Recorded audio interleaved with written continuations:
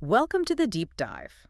Strategy Zone, the place to be for video game strategies on the go, sourced directly from top players sharing their insights. Today, we are heading back to feudal Japan to really dissect the enduring wisdom you need for mastering Total War, Shogun II. We are, and we're diving into some fascinating territory today, mainly because our source material it's a true cornerstone of the Shogun II community. We're talking about the legendary Frogbeastegg's Guide to Total War, Shogun II. Right, and that guide is, what, over a decade old now? Published in 2011? It is, yeah. And even after all this time, it's still regarded as one of the most detailed, if not the most detailed, roadmap for campaign success. The fact that a guide from 2011 is still basically gospel tells you everything, It really speaks to the depth and maybe the elegant cruelty of Shogun II's design. It really does. So our mission today is to take that foundational wisdom and synthesize it with some of the community-tested tactics we've seen since then. We're talking insights from players like MinMaxRex and GameMonk to give you a smoother, clearer path to victory. It's exactly. We're going to define what a winning strategy looks like at the start, middle, and end of the game. And we'll focus on economic efficiency, unit cost effectiveness, and maybe most importantly, avoiding the common pitfalls that can just unravel a 100-turn campaign. Okay, let's unpack this and jump right into the critical start.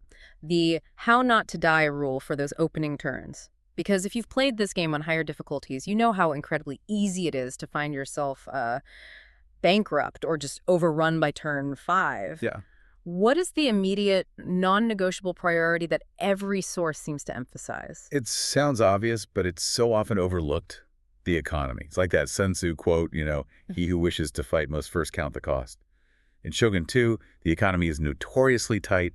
Koku is scarce. Right, and the upkeep on even your basic units can just cripple you. It cripples you. So prioritizing your cash flow from turn 1, it's mandatory. So we're securing income streams before we even really look at recruitment beyond maybe the bare essentials. What are the best early investments for that cash? First and foremost, trade. Immediately. Look at your trade opportunities. If you've got coastal provinces, you need to prioritize securing those trade nodes. Get a boon ship out there if you have one. And if you're landlocked. Then establishing land trade agreements is essential, not just for the Koku, but because those agreements are probably the single best way to establish lasting friendships. It gives you crucial diplomatic cover in that really fragile early game. Okay, what about buildings? What's the first click? Start with farms. Your basic farm upgrades are dirt cheap, and they give you that surplus rice you absolutely need. But the real early financial engine is the level 1 market. Which requires research. It does. Market chain gives you one of the best early income boosts, but it requires you to immediately start researching the chi art, way of chi, which, leads us right into research priority. Exactly. Turn 1 research, it's so easy to forget, and it's a subtle mistake that can cost you so much time later on. It absolutely is. And on that note, we should probably mention a key community update here. Unlike in the very early versions of the game that Frogbeastegg was writing about, if you forget to select research now, the game just picks a random tech for you. Oh, interesting. So you're not prompted anymore, you just waste the turn. You can still waste precious turns researching something useless if you're not paying attention. Yeah. So what should we be targeting? Is it Bushido for combat or chi for the money? That's an immediate trade-off decision you have to make. It is. It's a genuine strategic choice. The general recommendation is to aim for the early Bushido arts. First, specifically, strategy of defense or strategy of attack. That simple +1 bonus to attack or defense is huge for your basic units. It makes your early battles so much easier. Okay, so you grab a quick combat buff, and then you pivot. After grabbing maybe 1 or 2 of those early Bushido arts, then you go straight to the way of chi to unlock those essential markets. You need that initial combat edge, but you need the markets to pay for the long haul. Let's pivot to the military then, because this is where the economy immediately hits a wall. Everyone wants samurai, but they cost, 3 times as much? And take 2 turns to recruit.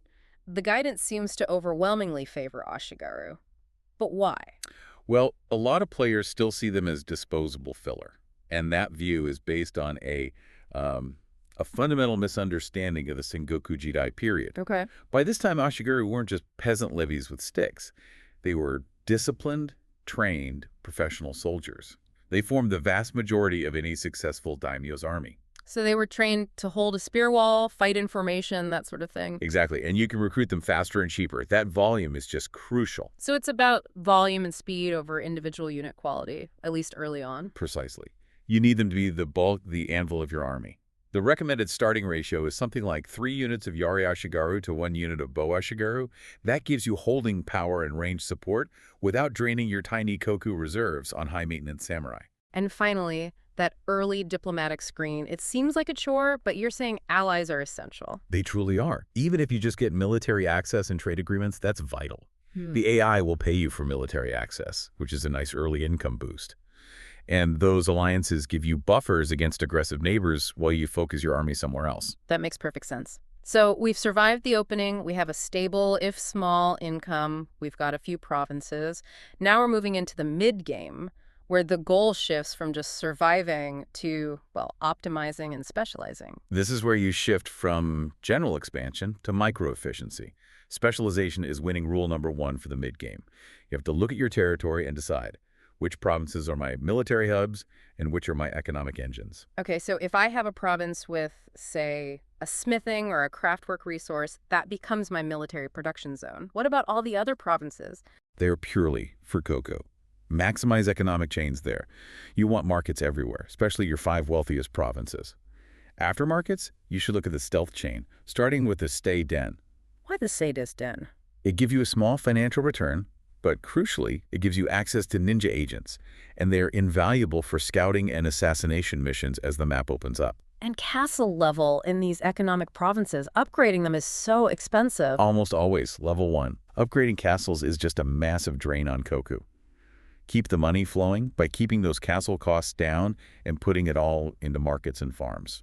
Okay, so here's where we connect the dots between the early focus on cheap Ashigaru and this mid-game specialization. The community, you mentioned players like MinMax Rex developed what they call the Uber Ashigaru strategy. What is this and how does it work? It's a devastatingly effective strategy, and it's based entirely on maximizing unit stats through buildings. The core idea is to find one of the 5 provinces that have the smithing resource, so Satsuma, Bizen, Kaga, Sagami, or Iwate. And in that province, you just stack all your recruitment buildings. Exactly. You build a master weaponsmith, which gives an instant +4 melee attack bonus to any unit recruited there. Then you combine that with a jujitsu dojo for another +2 melee attack. So a Yari Ashigaru from that province gets a +6 melee attack before any general or XP bonuses. That sounds pretty formidable. But let me push back a bit. I mean, surely by the mid-game, you're facing powerful enemy samurai armies. Does a mass of Uber Ashigaru really stand up to elite units, or is this just a way to cheese the auto-resolve? That's a fair question, but the viability is all in the cost-effectiveness and the volume. Yes, a highly experienced high-tier samurai unit will probably outduel them one-on-one, but these Uber Ashigaru, with their bonuses and the fact that Ashigaru units have more men, can easily beat mid-tier samurai. And you can field more of them. You can field 2 or 3 Uber Ashigaru armies for the price of 1 full samurai stack. And that cost ratio lets you maintain momentum and garrison your territory without draining your treasury. That's the real path to victory. It works incredibly well in auto-resolve and in manual battles. That shift in thinking, right? Moving from unit prestige to just pure cost per kill efficiency, that seems to separate the experienced player from the beginner. It's the defining feature of mastering Shogun II. Okay, so efficiency is great, but nothing ends a campaign faster than one huge blunder. Let's talk about some common pitfalls, starting with the temptation of Kyoto and the infamous realm divide. This is the single biggest trap in the game. If you're playing a clan that starts near the capital, like the Hattori, you have to resist the urge to capture Kyoto too early. Because capturing the capital, no matter how few provinces you hold, immediately triggers the realm divide. And for those who haven't had the pleasure, what does realm divide actually look like? It looks like nearly every other clan in Japan, regardless of your previous relationship, suddenly hating you, canceling all their treaties, and declaring war. If you trigger that with only 5 provinces, you're just. You will be crushed by endless stacks of armies sailing across the sea to destroy you. So the Oda, who start in that really busy central spot, have to be extra careful. Extremely cautious. They need good, solid allies from turn 1 just to survive. Diplomacy itself seems full of traps. A lot of Total War games punish you for breaking treaties. Is there a way around that here? There is. There's a very specific nuance. You can cancel all your treaties, trade, access, alliances with a target faction before you attack them.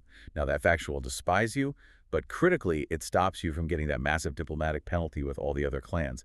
It's a bit dirty, but it's strategically sound. And a crucial point about allies, they aren't always there when you need them unless you plan your aggression very carefully. Absolutely. You have to remember, you can only call your allies into a war if it's a defensive war. So sometimes the best move is to just let your relations drop until the AI gets angry enough to start the conflict themselves.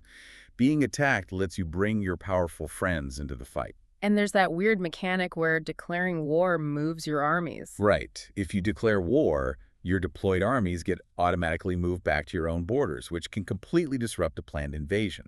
Before we hit the end game, we need to cover a critical technical tip for saving a tough battle, one the community has really highlighted. This is essential.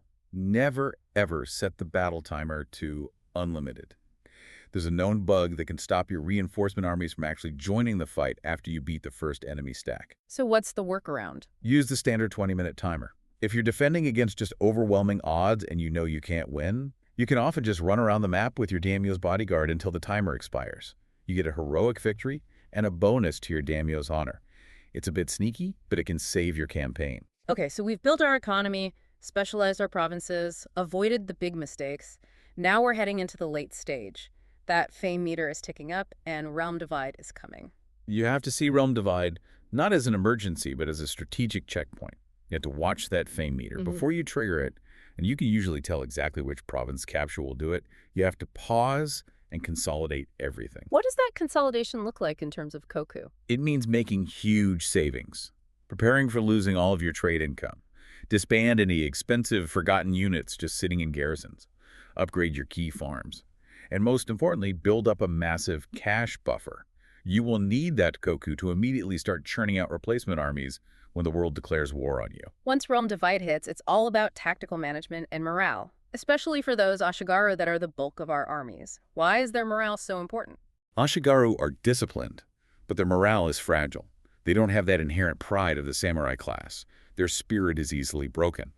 Seeing a friendly unit rout, getting their flanks exposed, taking high casualties, that will shatter them fast and cause a chain rout right across your line. So keeping them near the general is mandatory. Absolutely non-negotiable. You have to keep your core Ashigaru units inside that morale-boosting blue circle.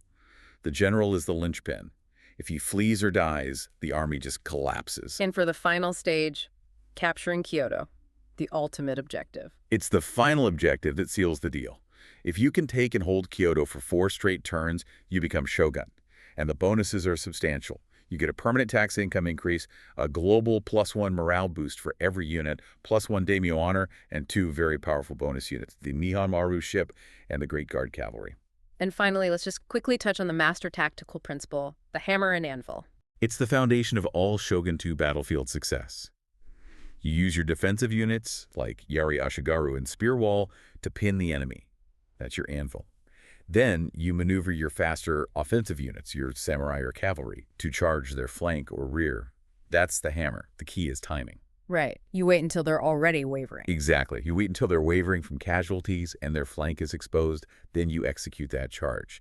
It causes a mass rout and minimizes your own losses, letting you move on to the next stack. So we have the path to victory laid out, defined by Frogbeastegg's focus on economy and these community tactics focusing on cost efficiency. But here's a final provocative thought for you to consider. Knowing just how effective the cost-benefit of those specialized Uber Ashigaru is, should efficiency always trump the pursuit of samurai glory? Should players just delay the entire high-tier samurai research path, the one with all the prestige, in favor of maximizing those cheap, volume-based units for the quickest strategic victory? That's a complex question, pitting glory against cold, hard math. Thank you for joining us on this deep dive into Total War Shogun II Mastery. If you have any successful Shogun II strategies we didn't cover, or if you want to tell us what to dive into next, comment below. We appreciate you taking the time to listen. We'll see you next time.